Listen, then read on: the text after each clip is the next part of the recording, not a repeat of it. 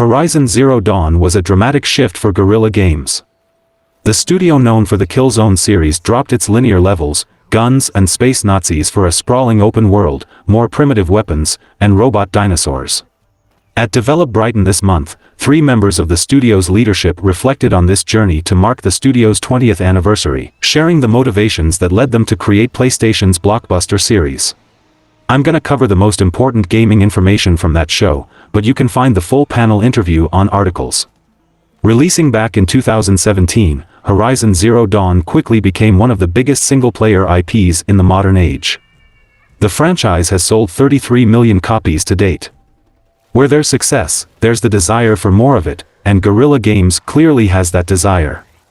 As of May of this year, Horizon Forbidden West had reportedly sold 8.4 million copies, bringing the franchise's total to a whopping 32.7 million units. This is no small feat, especially for a relatively new IP, and it's only natural that Sony and Guerrilla Games would want to seize this opportunity while they can.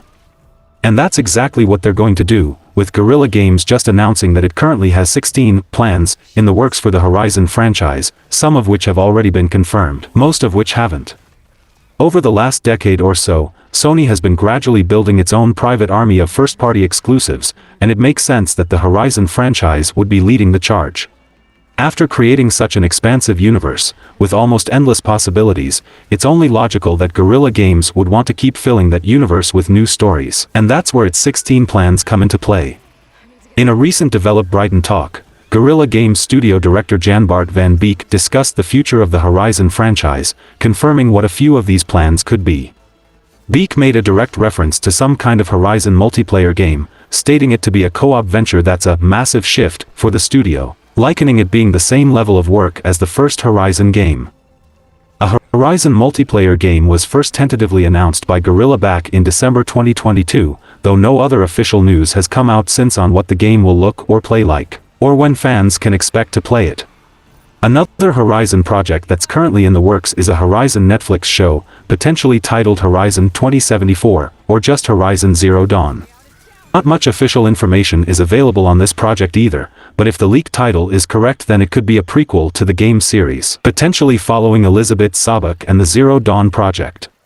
The Umbrella Academy's Steve Blackman is set to be Horizon's showrunner, while Michelle Lovretta will be the main series writer.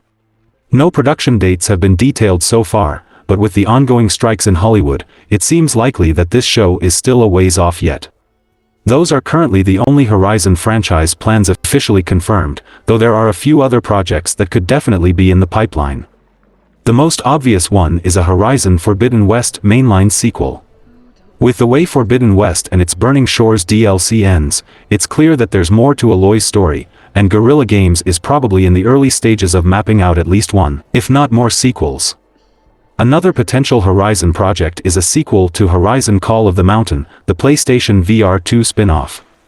Though it received a bit of a mixed reception, Call of the Mountain was still a decent VR title, and a sequel that improves upon the solid foundations could be the killer app that PSVR 2 desperately needs right now. All of those 16 projects are not only games, but movies and TV shows included. It'll be interesting to see the future of Horizon moving forward.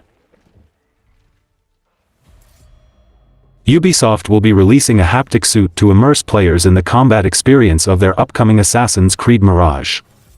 The suit was made in partnership with OWO to help bring the story of Basim, the daring thief-turned-assassin, a little further into the real world by letting the player physically feel everything Assassin's Creed Mirage has to offer.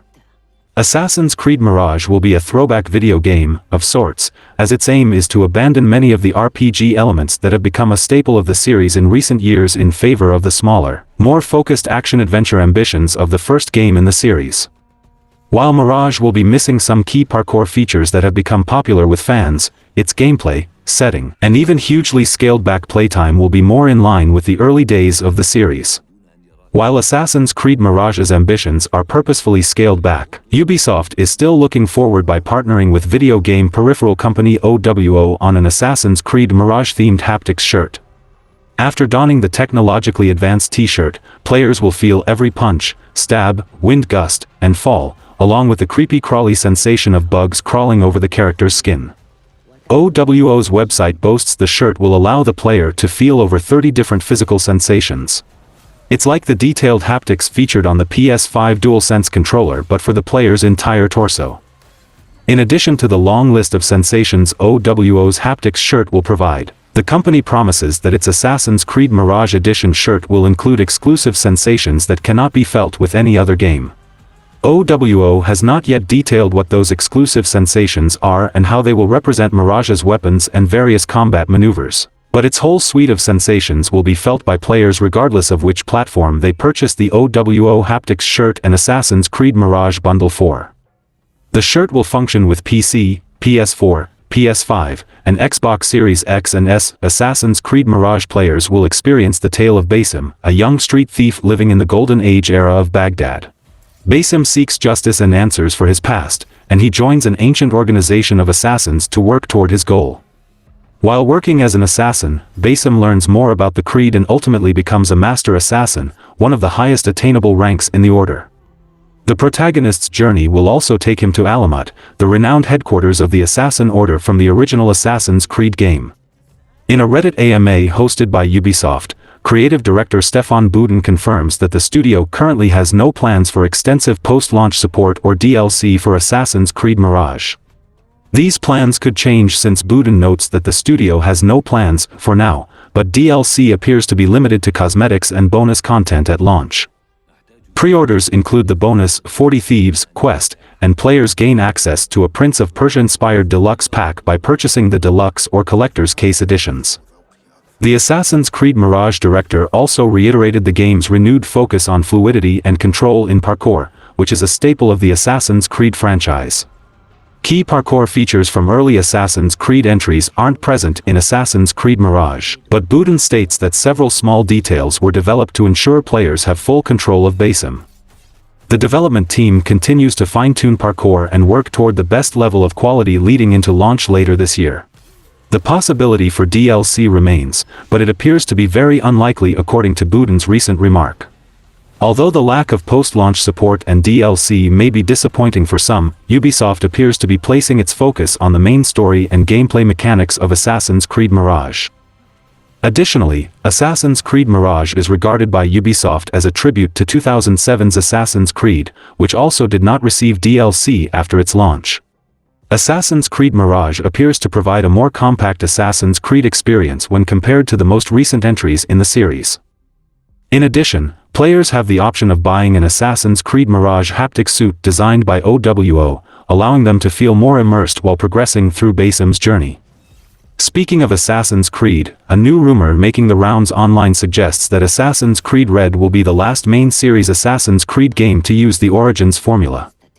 Ubisoft has confirmed that Assassin's Creed Red is an open-world game set in feudal Japan, but otherwise there aren't a ton of details about what fans can expect from the game in an official capacity.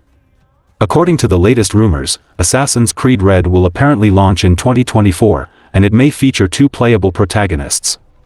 Ubisoft is focused on promoting this year's Assassin's Creed Mirage for now, so it's hard to say when more details on Assassin's Creed Red could come to light.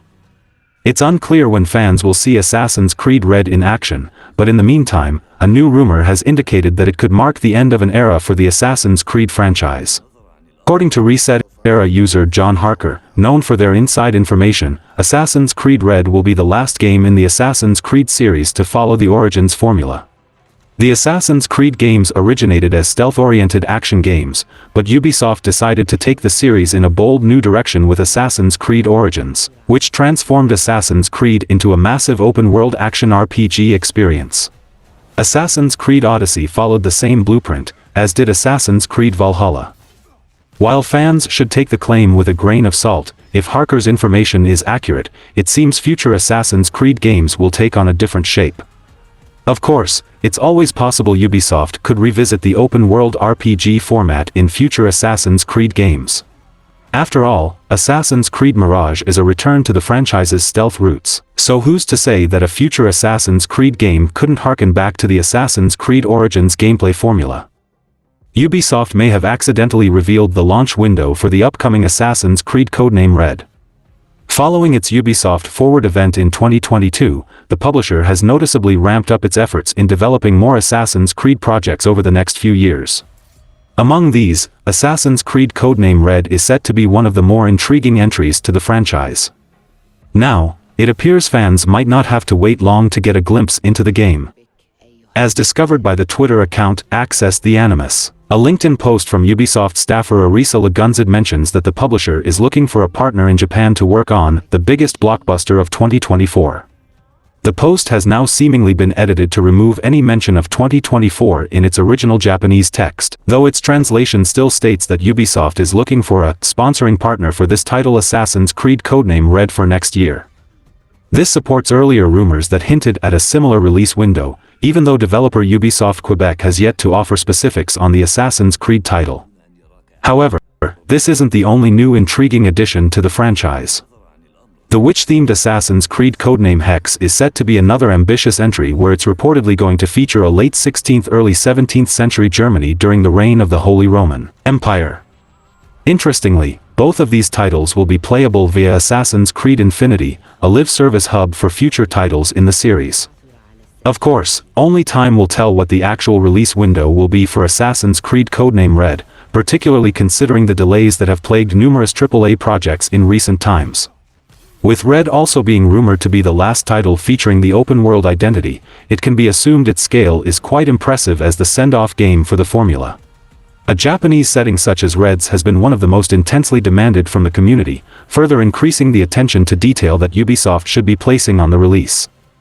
As so many projects are also being worked on currently, combining with the imminent release of Mirage, it would be sensible to assume that AC Red would need more time to develop and would miss a potential 2024 release window. If Ubisoft is hoping to shrewdly space apart its upcoming projects to give them time to shine, then this leaked release window may tread on the toes of AC Mirage quite significantly. As things stand, the amount of other AC titles and the scale of Assassin's Creed Red means that a release window of 2024 is hard to see as a valid one. As far as future Assassin's Creed games go, fans of the franchise have a lot to look forward to. There's Assassin's Creed Mirage and Assassin's Creed Red, plus the Assassin's Creed VR game, Assassin's Creed Hex, the Assassin's Creed Jade mobile game, and the ambitious new Assassin's Creed Infinity experience. Time will tell how all these new Assassin's Creed projects stack up, but the franchise seems to have an incredibly bright future. One of the best games in the Need for Speed franchise could be getting remade, as new information suggests that a Need for Speed Most Wanted remake is in development. Full remakes of classic games have become fairly common in the last few years, as many publishers are remaking popular titles on modern platforms. 2023 has already seen a few noteworthy releases in this category, with Resident Evil 4 and Dead Space both receiving extremely positive reception from gamers. Now, it looks like EA is working on a Need for Speed Most Wanted remake, as new information about this title recently got leaked. This information comes from a tweet by Simone Bailey, who played the role of Sergeant Cross partner in the original game in the Need for Speed series. The tweet has since been deleted, but a fan on Reddit was able to grab an image of the leak. According to the tweet, a Need for Speed Most Wanted remake will launch in 2024, but not much else is known about this title at the moment. As the tweet was quickly deleted, it may point to this information being sent out early by mistake. Need for Speed Most Wanted originally launched in 2005, and while another game with the same name came out in 2012, it looks like Simone Bailey is talking about the 2005 release. Some fans consider Most Wanted to be one of the best games in the Need for Speed series, with Need for Speed Underground 2 and Need for Speed Hot Pursuit 2 also high in the rankings. As more publishers try to release full remakes of classic games, the likelihood of EA working a Need for Speed Most Wanted remake seems fairly high. EA released Need for Speed Hot Pursuit Remastered, an upgraded version of the 2010 original, in 2020 on modern platforms, but this leak points to Most Wanted getting a full remake. Assuming the leak turns out to be true, it'll be interesting to see how the graphics compare to the 2005 release of Need for Speed Most Wanted, and if EA decides to make any improvements to the gameplay or any other parts of the game. Speaking of remakes, Tony Hawk says that despite initial plans to remake Tony Hawk's Pro Skater 3+4, Activision is no longer moving forward with the project. The Vicarious Visions release of Tony Hawk's Pro Skater 1+2 proved to be a big success, prompting many fans to ask for remakes of the next two games in the franchise. Activision apparently planned to do just that at one point in time. Then it decided not to, due to different plans for Vicarious Visions. Launching in late 2020, Tony Hawk's Pro Skater 1+2 quickly became the fastest-selling game in the franchise. It sold over 1 million copies in just 2 weeks and received critical acclaim. The release included remasters of both the first Tony Hawk's Pro Skater and its sequel, games from 1999 and 2000, respectively. It included 4K updates of each game's assets, plus most of the licensed music from the two skateboarding classics. While it didn't expand on the original two games, fans saw it as a launching point for future Tony Hawk's Pro Skater games. The natural direction for the franchise following the success of Tony Hawk's Pro Skater 1+2 seemed to be a Tony Hawk's Pro Skater 3+4 remaster collection. Tony Hawk himself, speaking on the subject on Twitch, confirmed that Activision planned to do just that. However, developer Vicarious Visions was merged into Blizzard. Plans for Tony Hawk's Pro Skater 3+4 faded away after that. Hawk confirms that even after Vicarious Visions was no longer planned for Tony Hawk's Pro Skater 3+4, Activision sought out a different developer for the project. Activision was ultimately unhappy with proposals for future Tony Hawk's games, and the project was put on ice. Hawk says that Activision didn't really trust anyone the way they did Vicarious. Vicarious Visions was merged into Blizzard in April 2022 following the release of Diablo II Resurrected, which it co-developed. It's since been renamed Blizzard Albany and it is known to be working on Diablo 4. While Tony Hawk's Pro Skater 1+2 was successful, Activision likely prioritized Vicarious Visions' experience with live service games and how that could benefit the development of Diablo 4. It may be disappointing that Tony Hawk's Pro Skater 3+4 isn't happening, especially after how Tony Hawk's Pro Skater 1+2 was received, but Tony Hawk hasn't given up hope. He says that, maybe when all the dust settles, we'll figure it out. That perhaps means Hawk is hopeful that once the business surrounding Microsoft's acquisition of Activision Blizzard concludes, he can push for a new Tony Hawk's Pro Skater game to be made. A new rumor suggests that Sony might release new editions of The Last of Us Part 2.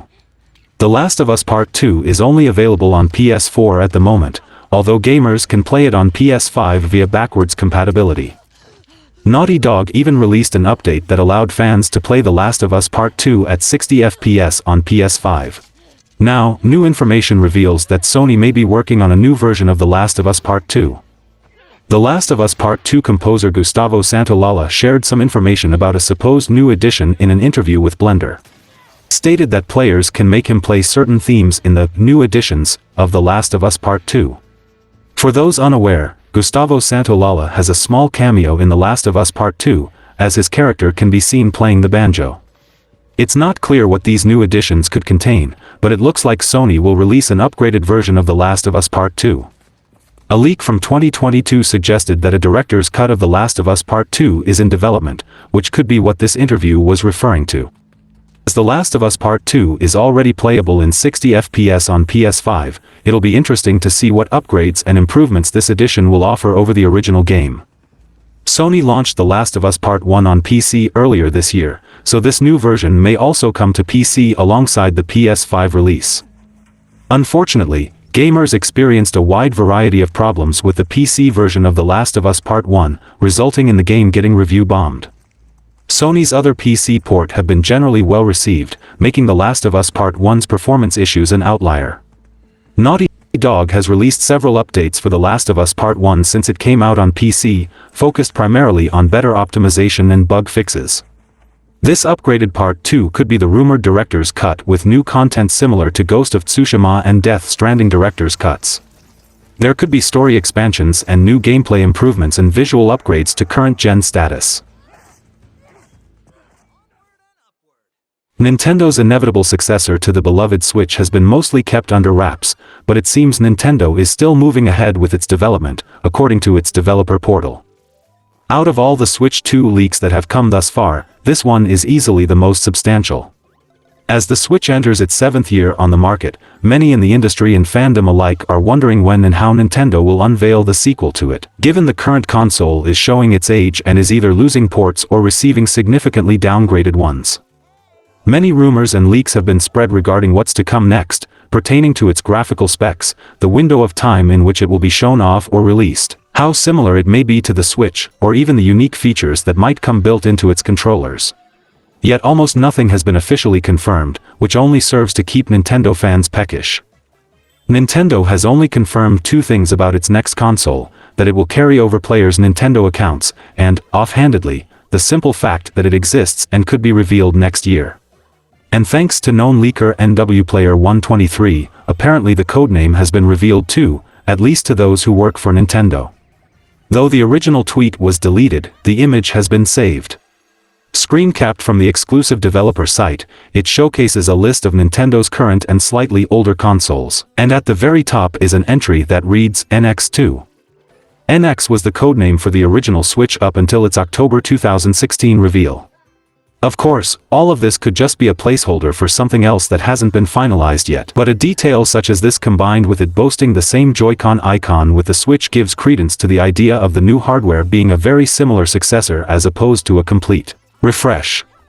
The new console is expected to boast more powerful specs similar to the PS4 that will let it compete with the Xbox Series X and S and the PlayStation 5 with third-party support. If only a bit more easily, but only time will tell which of the many rumors are true and which ones are not. Nintendo has stated that it's been happy with the Switch's consistent success even 7 years in, which would explain its hesitance to release a substantial upgrade. But with a recent drop in profits, a well-documented reliance on software to stay afloat, and a further profit decline expected, it might be time for Nintendo to stop resting on its laurels and build some hype for its inevitable next console instead of just working in the shadows. Nintendo is no longer offering its Switch repair service in Japan. In an announcement on Nintendo Japan's website, the platform holder said the extended warranty service for the console, known as Wide Care, will end on August 31st. Those already subscribed to the service will not be able to amend their subscription past July 14th. The service will continue up until their contract reaches its end date. Launched in July 2022 in collaboration with Aeon Japan, Wide Care allowed subscribers to protect their Switch outside legal warranty. The service allowed up to 6 repairs and 2 instances of fully replacing the console. While the Wide Care service never made its way out of Japan, Consumer Watchdog, which previously called on Nintendo to provide compensation for consumers experiencing Joy-Con drift in the UK. In response, Nintendo said, the percentage of Joy-Con controllers that have been reported as experiencing issues with the analog stick in the past is small, and we have been making continuous improvements to the Joy-Con analog stick since its launch in 2017. In June 2022, which revealed that 2 in 5 Switch Joy-Cons were affected by drift. Joy-Con drift has been an ongoing issue in several territories. The European Commission was called to investigate Joy-Con drift in January 2021, while a US judge dismissed a lawsuit in November 2022. Sony officially reveals the release date and price for its PlayStation 5 Access controller. This unique and customizable design will be a big help to gamers with disabilities, and PlayStation 5 users will have the option to pre-order it very soon. Accessibility can be a significant barrier to entry for those interested in gaming, and there has been an increased effort to be more accommodating of gamers with disabilities. Game developers often include features to help gamers with epilepsy, color blindness, light sensitivity, and other visual or perceptual challenges. However, accommodation for physical issues is primarily a matter of hardware design. This has led to the development of tools like the Xbox Adaptive Controller and the upcoming PS5 Access controller. After 5 years of development, Sony's PlayStation 5 Access controller will officially launch on December 6th.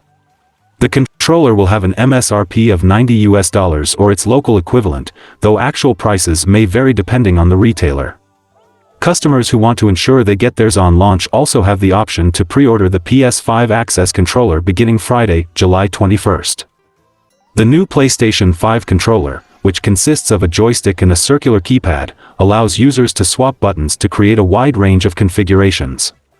In addition to the base, each kit contains 19 button caps of varying shapes and sizes and 23 removable tags that players can use to mark which input maps to which command. Users can even map multiple functions to the same button if they choose, and the PS5 Access controller can store up to 30 different control profiles. The joystick is also customizable, letting players adjust its position and choose between 3 different stick caps. The PS5 Access controller also features 4 3.5mm AUX ports, allowing users to customize it with third-party sticks and accessories sold separately. Users can even pair it with other PlayStation 5 controllers. Specifically, users can sync up to 2 PS5 Access controllers and 1 PS5 DualSense wireless controller into a single system. The Access controller is also designed so players can use it on a flat surface or a standard AMPS patterned mount. Meanwhile, the controller's round shape allows users to operate it from any 360 degrees orientation. Pre-orders go live at 10 a.m. local time on July 21st in the US, UK, France, Germany, Belgium, Luxembourg, Netherlands, Italy, Spain, Austria, and Portugal. Pre-orders are available from direct.playstation.com or from select retailers. Customers in other regions can pre-order it the same day, but Sony hasn't announced the official times. Square Enix and Limited Run have made it official. The Gex Trilogy is being revived and updated for modern gaming platforms, thanks to the developer's proprietary game porting technology. Though they've been out of the limelight for a very long time now, the Gex games were some of the most notable 3D mascot platforming games of their era, making them an important part of gaming history. Though it's already been almost 2 years since Square Enix filed a new Gex trademark, it appears that it's taken some time for the project to start properly cooking. It's worth pointing out that the original Gex titles were developed by none other than Crystal Dynamics, a studio that is better known for its later legacy of Kane and Tomb Raider offerings, with Gex having been left by the wayside for a while now. With Square Enix spearheading the project, Limited Run is now confirmed to be developing a way to play all 3 original Gex games on modern platforms. This means fans will be able to replay Gex, Gex Enter the Gecko, and Gex 3 Deep Cover Gecko without having to resort to emulation and the like. Notably, Limited Run will leverage its Carbon Engine development tool to modernize Gex for contemporary sensibilities. Some of the other titles that use the Carbon Engine include Shantae and River City Girls Zero, both of which perform well on modern platforms. With how few classic games are commercially available nowadays, it's a great sign for Gex fans that the franchise is finally being revived in an official capacity. In fact, with Square Enix backing the project, odds are good that Limited Run will have all the resources it needs to do a solid job of porting the games over to modern hardware. With the only question that remains being the specific extent of their modernization. Though Square Enix should remaster many classic games that have stuck around in its repertoire, odds are good that few would have considered adding Gex to the list. It is a curious addition, to be sure, but it's likely to be roughly in line with the recent release of Clonoa Fantasy Reverie series by Bandai Namco, which has proven to be a very popular choice for retro-minded gamers. It is interesting to see just how open Square Enix seems to be to classic franchise remakes and remasters, as the publisher may have realized how much good faith it can garner from its older audiences. Some fans have taken this to the next level, asking Square Enix about a Xenogears remaster specifically, and though the studio didn't want to commit to anything at the time, the fact that the interest is there could make the higher-ups consider their options. Jurassic Park fans will be able to play 2 classic games of the franchise soon with the release of Jurassic Park Classic Games Collection, which reunites 2 original games from the series originally released in the 90s. While not everyone would put these titles among the best retro games of the 90s, they have certainly left their mark on the people who played them back in the day. Directed by Steven Spielberg, the first Jurassic Park is easily one of the most important movies of the 90s, and easily the best Jurassic Park movie. Not only the movie was a big cultural hit, but it also brought several technical achievements to the area, especially in areas such as CGI. Now, Jurassic Park is having its 30th anniversary, and gamers will be able to remember some of the first games inspired by the franchise by playing them on modern consoles. Limited Run Games just announced the Jurassic Park Classic Games Collection, which will bring Jurassic Park NES, Game Boy, and SNES, and Jurassic Park Part 2 The Chaos Continues, Game Boy and SNES, to modern platforms. The first title is among the best Jurassic Park games ever made, and both releases add new features, such as save states, in-game maps, and other quality-of-life tweaks that will make it easier for people to replay these games or play them for the first time. Physical editions of the Jurassic Park collection will be available for pre-orders between September 1st and October 15th. The standard edition will cost $30, and the classic edition, which comes with a steelbook and packaging inspired by the original VHS of the movie, will cost $65. Collectors may also be interested in the prehistoric edition, which costs $175 and comes with the contents in the classic version, plus a replica of Dr. Alan Grant's ID card used in the game, the soundtrack in a physical CD, and mini replicas of the cartridges used for the original games. The release of these remasters and the 30th anniversary of the franchise come on the heels of the Jurassic World Dominion movie, which ended the current trilogy of the series. Jurassic World Dominion got mixed reception, as it was a fairly divisive movie that ended a trilogy that was not as successful as the first one. This makes now the perfect time for fans to reminisce about the past with these classic games inspired by the first two movies. WayForward Technologies, the developer of many games including the hit Shantae series, recently announced a remake-enhanced port of the innovative survival horror classic Clock Tower. Many consider the game, originally developed by Human Entertainment, to be the first true survival horror game ever developed, and now it will be available on modern consoles for genre enthusiasts thanks to WayForward. Survival horror is a genre with a number of foundational titles that many tend to look back at with a fondness for what they did as opposed to any modern replayability. Games like the original Resident Evil and Silent Hill don't have quite the same effect in 2023 as they did in the 90s. Clock Tower is another game that joins the ranks of classic survival horror. Thankfully, it's coming back, and a lot of the rough edges will hopefully be buffed out. The announcement of Clock Tower's comeback came via the developer WayForward just recently. The developer uploaded a video highlighting some of the challenges of approaching this port, as well as some of the new additions it will have and the reason the game is so necessary for survival horror genre fans. The game thankfully will be coming to all consoles, and it is currently scheduled for an early 2024 release. This will be the first time the original Clock Tower has gotten an official release outside of Japan. Up until this point, players who became fans through the game's sequels, which did make it to the West, could only experience what started it all through SNES fan translations and emulators. Frankly, an official port, especially one with modern updates to get rid of some of the game's antiquated features, has been long overdue, and it's exciting to see it happening after more than 25 years since its initial release. Human Entertainment was the development studio that did every Clock Tower game in the series except for the third, which was instead made by Capcom and Sunsoft. The company ultimately went bankrupt in 2000 and thus was unable to continue making games for the franchise. It's unknown at this time if any of the members of that original team will work with the team at WayForward to bring this game to modern audiences, but they are still around, with key developer Suda51 going on to work on hits like the No More Heroes series. Hopefully, the game will revitalize Clock Tower for a whole new generation. These retro games making comeback on modern consoles with the cooperation of limited run games is great for their revitalization and life. Just a few days ago I talked about the video game's preservation. Composer Akira Yamaoka, best known as the mind behind the music for the Silent Hill series, will be bringing his talent to a new third-person action horror game, Stray Souls.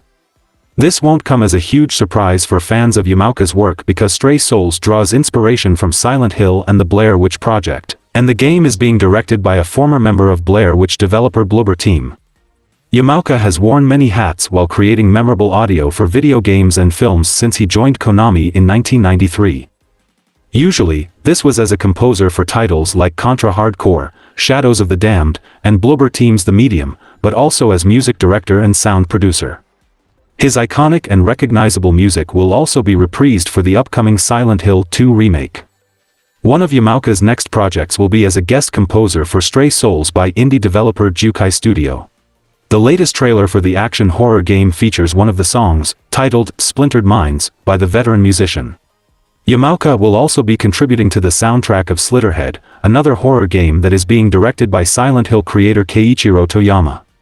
As revealed in the trailer and the game's Steam page, Stray Souls puts players in the shoes of Daniel as he travels to the creepy town of Aspen Falls, where some spooky things are going down. Like many unlucky horror game protagonists, Daniel has inherited the house of his estranged grandmother and makes the unwise choice to accept it. Thus begins a journey into a world of sinister creatures, unsettling environments, and a mysterious woman. It turns out that Daniel is an unwitting feature of an evil plot set in motion by his grandmother, and the teenager must uncover the secrets of his family's past while taking down what's described as hordes of monsters with souls-like precision.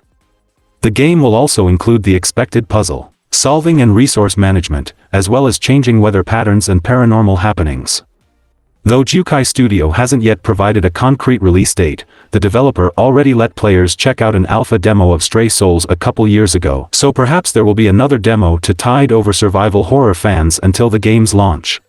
In addition to composing music for Stray Souls, Slitterhead, and the Silent Hill 2 remake, Yamaoka also contributed to the soundtrack of Decarnation, another psychological horror game that came out in May.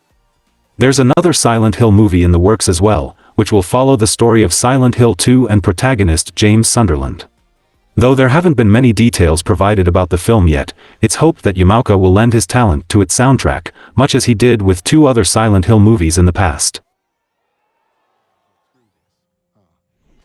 76.1 million console and PC games were sold across Europe during the first half of the year, which is marginally up over the same period in 2022. The UK was the biggest European market for game sales, representing 15.3 million games sold, a rise of 5.5% over the same period in 2022. This is followed by Germany with 14 million games sold, down 11%, and then France with 11.1 million sales, up 8%. Spain delivered 5.4 million game sales, up 6.8%, while Italy is just behind with 4.9 million, up 2.7%. Overall 29.1 million physical games were sold across Europe, a drop of 9% year-on-year. 47 million games were sold via digital download stores, which is a rise of 7%. This is based on GSD data, and includes physical games sold in major European markets, and digital game sales from almost all major publishers across every European country, Nintendo the notable absentee here. Digital games from indie developers and publishers are also not included. Hogwarts Legacy is comfortably the biggest selling game for the first half of the year across Europe. Its sales are 69% bigger than what Elden Ring managed over the same period, which was the best-selling game during the first half of 2022 in Europe. Overall, it was a strong half of the year for the big brands. Diablo 4, despite only being on sale for a few weeks when this data was counted, is already the third biggest game of the year. Meanwhile, The Legend of Zelda Tears of the Kingdom at number 4 sold 13% more copies than Pokémon Legends Arceus managed during the first half of last year. Pokémon launched in January, while Zelda arrived in May. Nintendo doesn't share digital data with GSD, so Zelda performance is purely based on physical sales.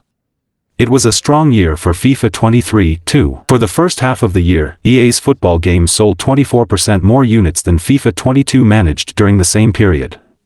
Delving a little deeper, the best-selling digital game of the first 6 months was Hogwarts Legacy, but the best-selling physical game was The Legend of Zelda Tears of the Kingdom.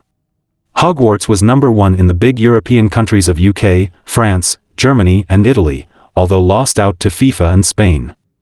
The Harry Potter spin-off is unsurprisingly most popular in the UK, and the game's sales during the period are over 124% bigger than the UK's second biggest game, which was FIFA 23.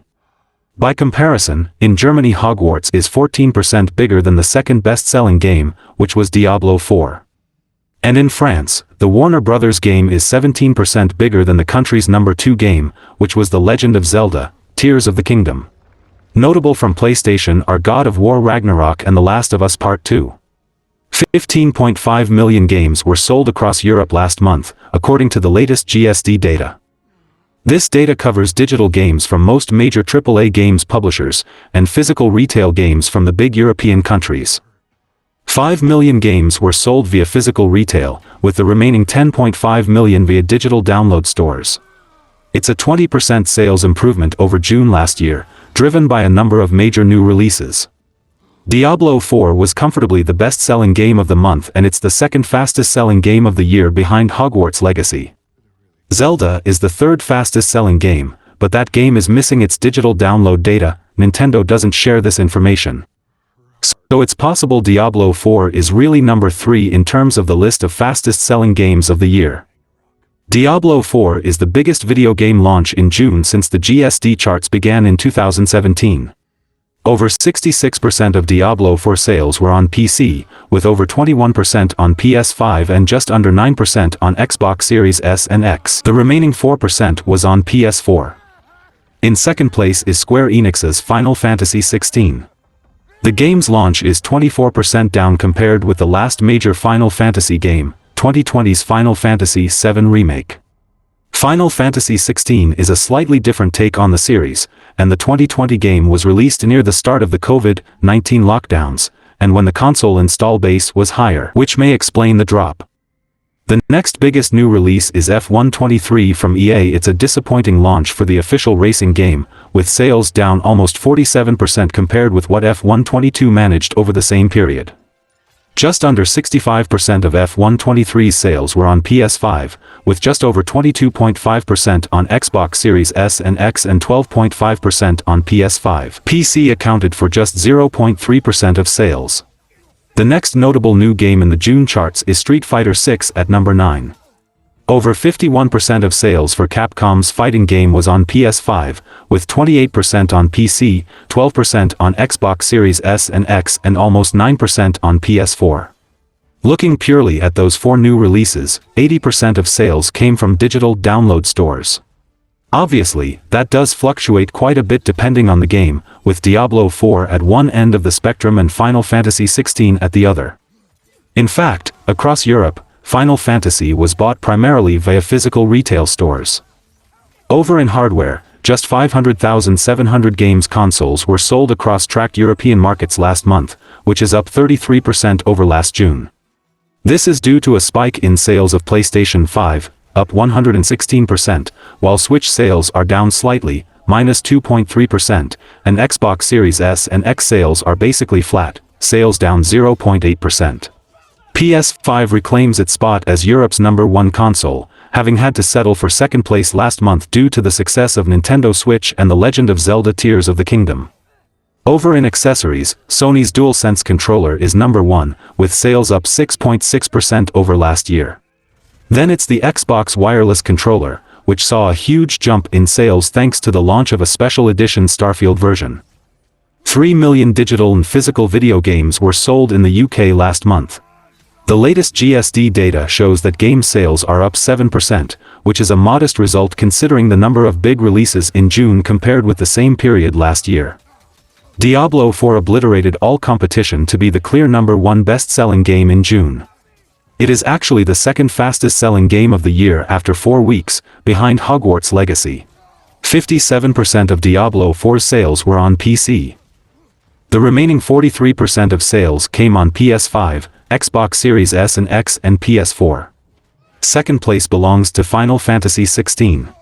The Square Enix title's opening 2-week sales are 36% lower than the last major Final Fantasy game, which was Final Fantasy VII Remake in April 2020. These results appear to be reflected in other markets, too. Square Enix did celebrate the 3 million global sales milestone in 5 days, which suggests it is satisfied with the result. The publisher has also been pushing its next major Final Fantasy release, Final Fantasy VII Rebirth, which is due early next year. The third game in the charts is also a new release in F1 23. The first 3 weeks for the EA game are a significant drop on last year's racing title, with sales down 49%. As a franchise, F1's performance often fluctuates depending on the interest in the current F1 season. Interestingly, F1 sold best on Xbox platforms, with Xbox Series S and X accounting for 48.5% of sales. PS5 accounted for 47.6%, and the remainder was on PS4 and PC. The final new release in the charts is Street Fighter VI at number 8. Capcom's game continues to be popular on PlayStation, with PS5 accounting for just over 52% of sales. PC accounted for 23% of sales, Xbox Series S and X with just over 17% and PS4 with more than 7%. Across these 4 new releases, 82% of sales were via digital stores. The game with the highest digital share was Diablo 4, while Final Fantasy XVI had the lowest, which will be partially due to the platforms they're on. Diablo is a major PC title, which is an almost 100% digital platform, while Final Fantasy XVI is a PS5 title, which still has a strong physical retail business. Video game console sales rose 15% in June, to 110,000 consoles sold. PS5 is back as the top-selling console, with sales up 43% over May. This is due to a surge in sales of the standard PS5 bundled with God of War Ragnarok, which was reduced from £520 to £460 by retailers. Nintendo Switch is down to number 2, with sales dropping 20%.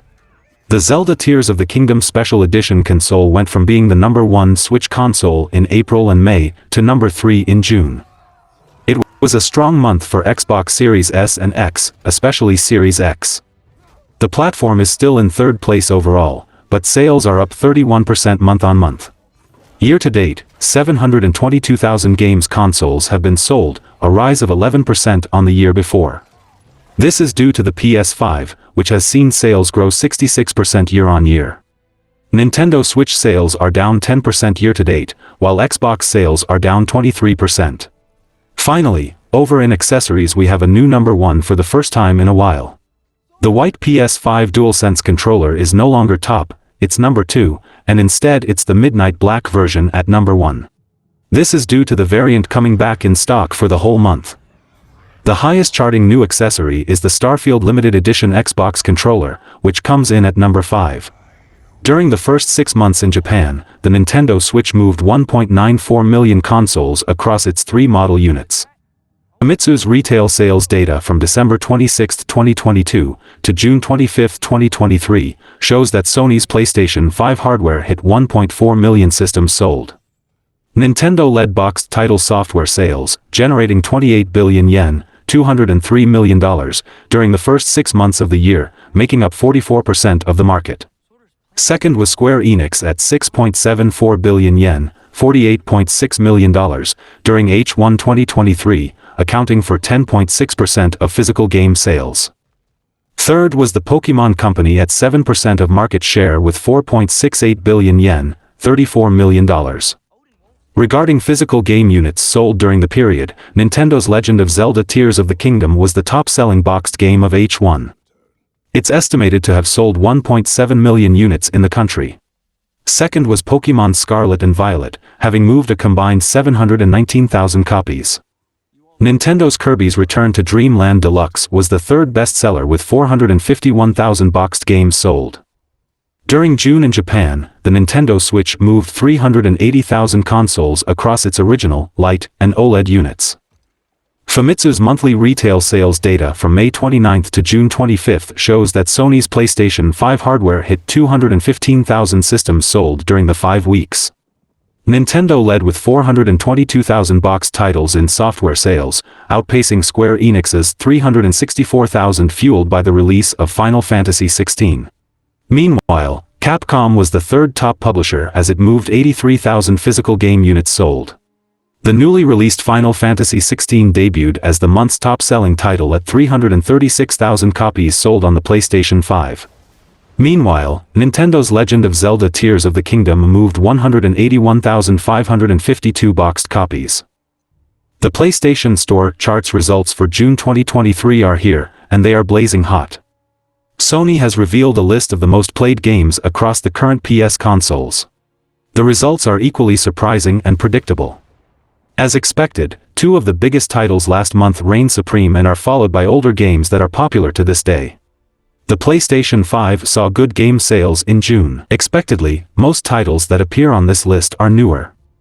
In USA and Canada, the top-selling titles are Diablo 4, Final Fantasy XVI, Grand Theft Auto 5, Call of Duty Modern Warfare 2, Marvel Spider-Man Miles Morales, EA Sports UFC 4, NBA 2K23, FIFA 23, MLB The Show and Star Wars Jedi Survivor.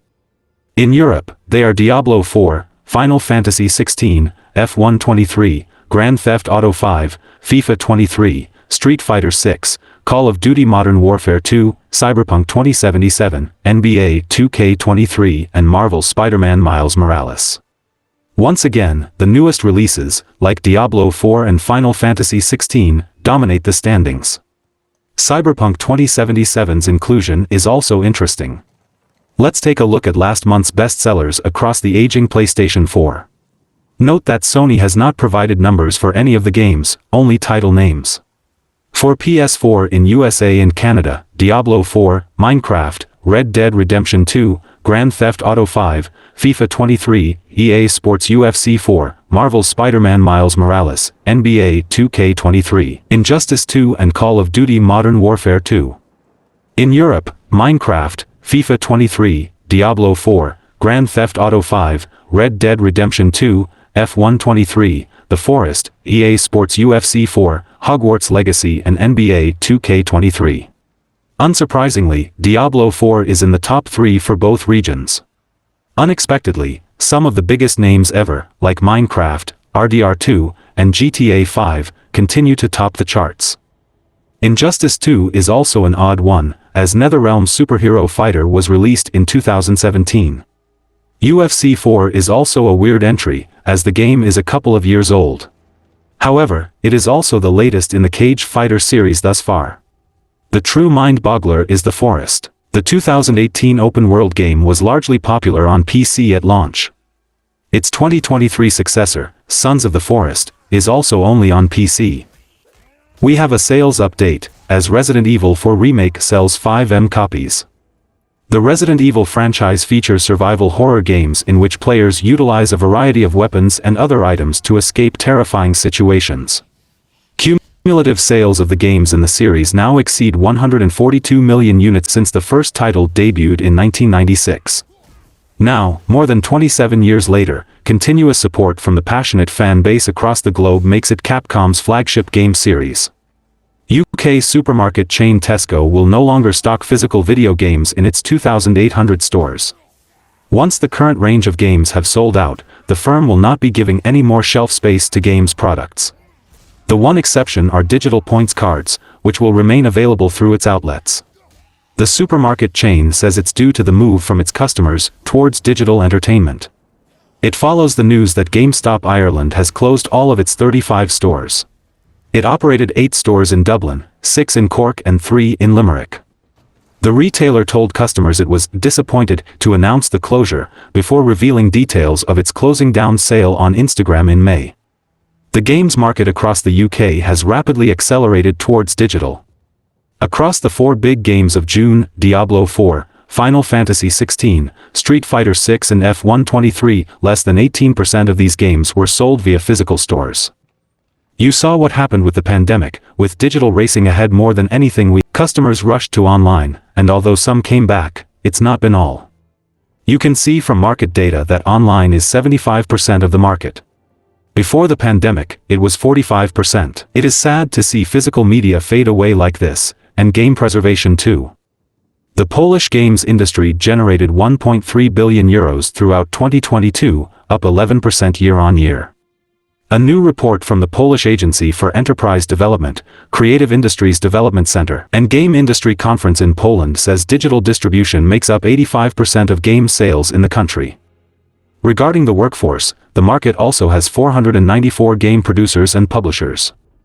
It includes 15,000 people working in game production. Employment growth is at an estimated 16% year-on-year.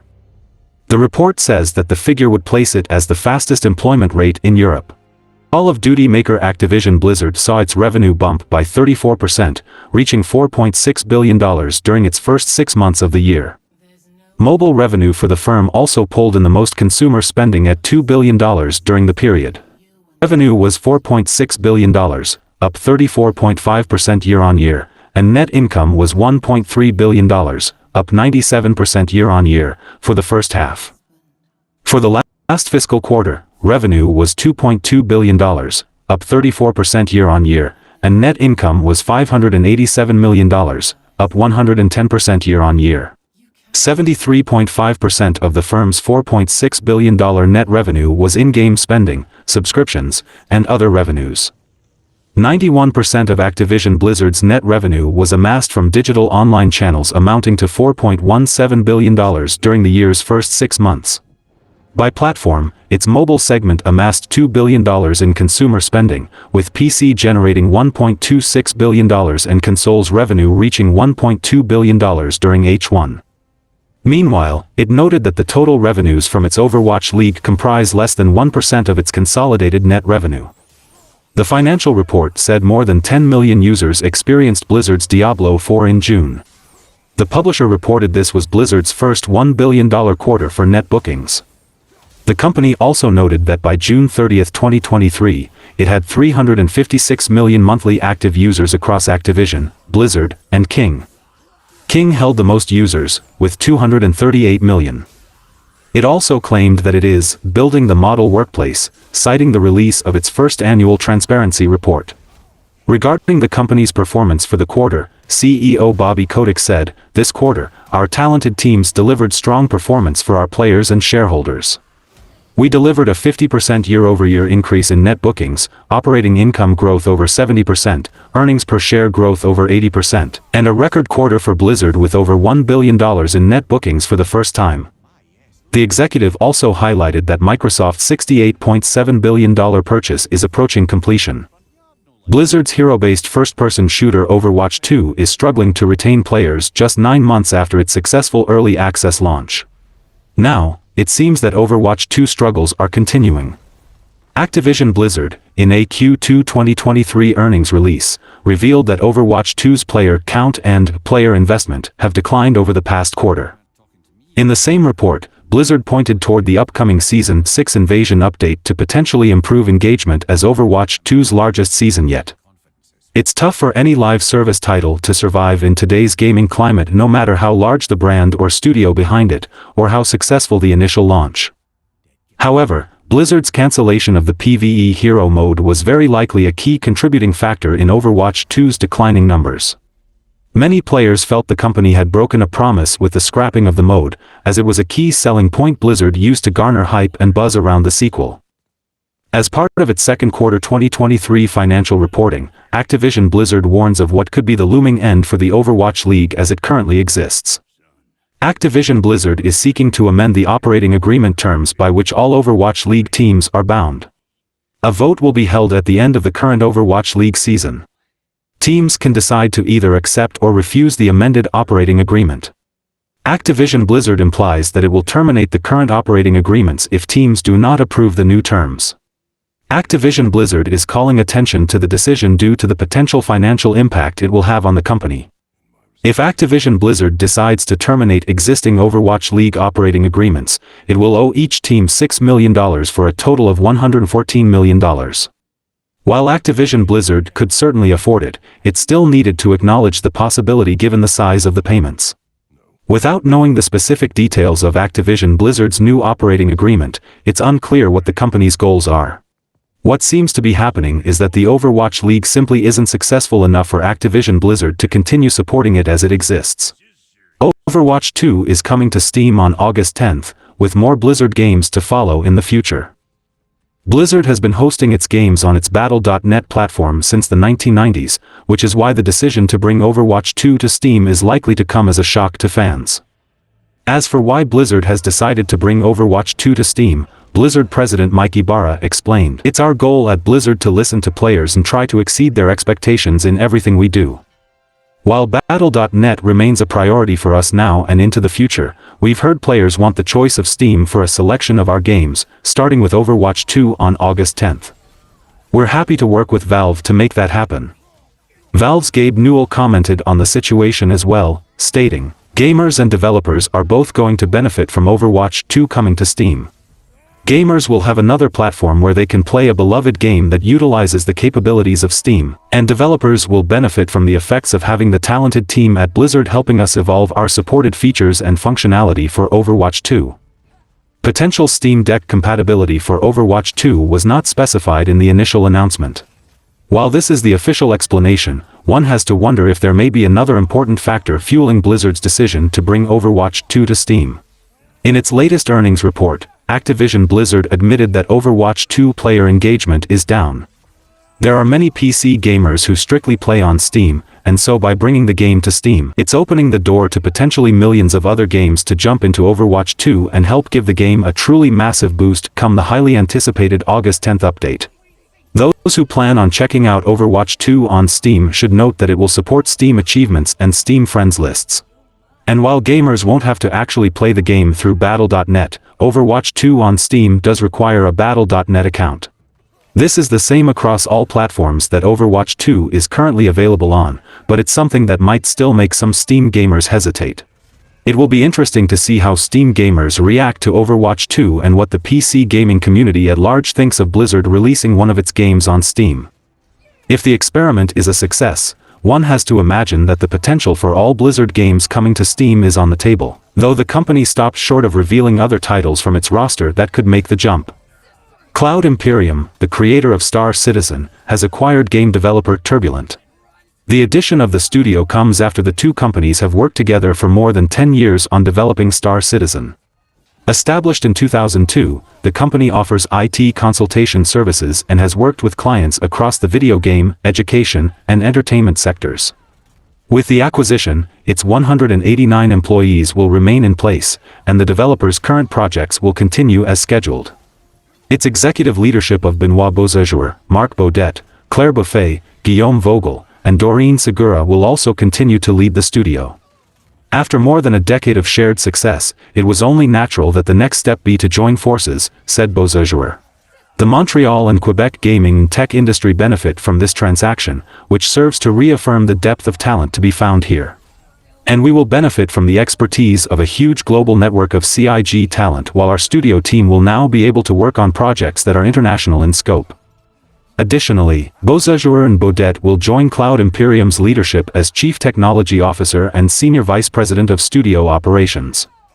Speaking of acquisitions, Lightspeed Studios has acquired Destruction All-Stars developer Lucid Games.